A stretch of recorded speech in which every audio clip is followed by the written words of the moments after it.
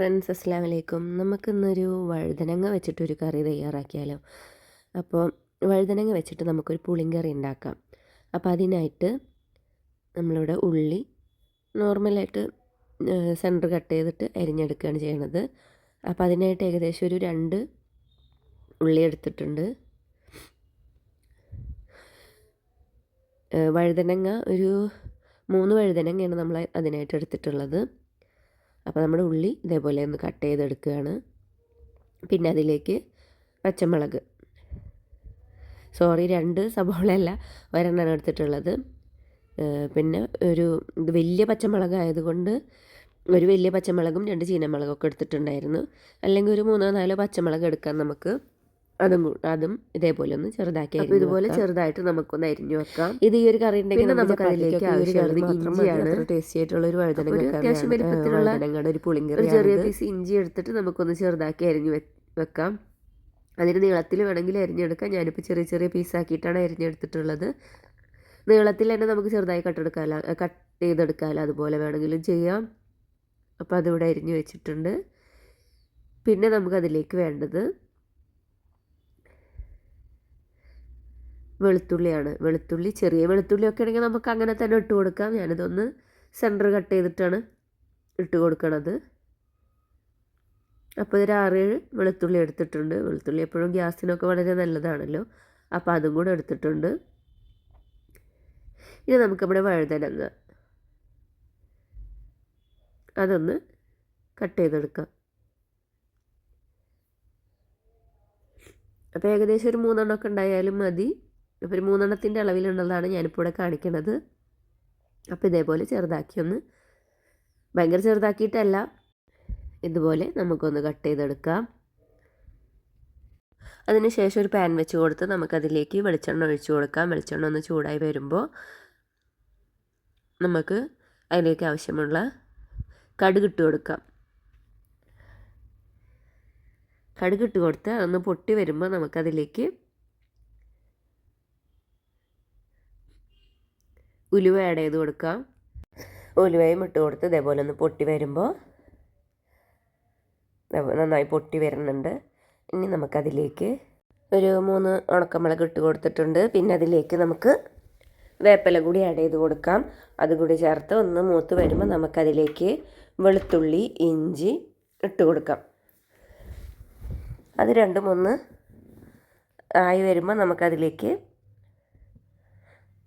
ഇത് അധികം ടൈമൊന്നും എടുക്കില്ല, പെട്ടെന്ന് തന്നെ ഉണ്ടാക്കി പറ്റിയ കറിയാണ്. ചോറിലേക്കാണെങ്കിൽ അതുപോലെ തന്നെ ചപ്പാത്തിയിലേക്കും നല്ലൊരു കറി തന്നെയാണ്. എനിക്ക് ചപ്പാത്തിയിലേക്കാണ് കൂടുതലായിട്ട് ഇഷ്ടപ്പെട്ടത്. ചപ്പാത്തിയിലേക്കൊക്കെ നല്ലൊരു തിക്കായിട്ടുള്ള ഗ്രേവി ആയിട്ട് തന്നെ നമുക്ക് കിട്ടും. വഴുതനയും കൂടെ ഒക്കെ ആകുമ്പോൾ നല്ല ടേസ്റ്റ് ഉണ്ട്. അപ്പോൾ നമ്മുടെ ഉള്ളി പച്ചമുളകും കൂടെ നമ്മളിതിലേക്ക് ഇട്ട് കൊടുത്തിട്ടുണ്ട്. ഇനി അതൊന്ന് വഴറ്റിയെടുക്കണം. അതൊന്ന് പെട്ടെന്ന് വാടി വരാൻ വേണ്ടി നമ്മളതിലേക്ക് കുറച്ച് ഉപ്പും കൂടെ ആഡ് ചെയ്ത് കൊടുത്തിട്ടുണ്ട്. ഇനി ഒന്ന് നല്ലപോലെ ഒന്ന് വഴറ്റിയെടുക്കാം.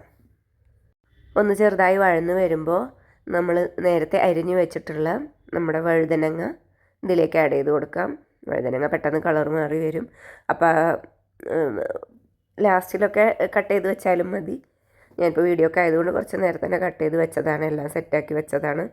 അത്രയധികം കളർ മാറിയിട്ടില്ല, എന്നാലും വഴുതനങ്ങയുടെ കളർ മാറുന്നതായതുകൊണ്ട് നമ്മൾ ലാസ്റ്റിൽ ഒരു ഉള്ളിയൊക്കെ വാടി വരുന്ന ടൈമിൽ നമ്മൾ കട്ട് ചെയ്തെടുത്താലും മതി.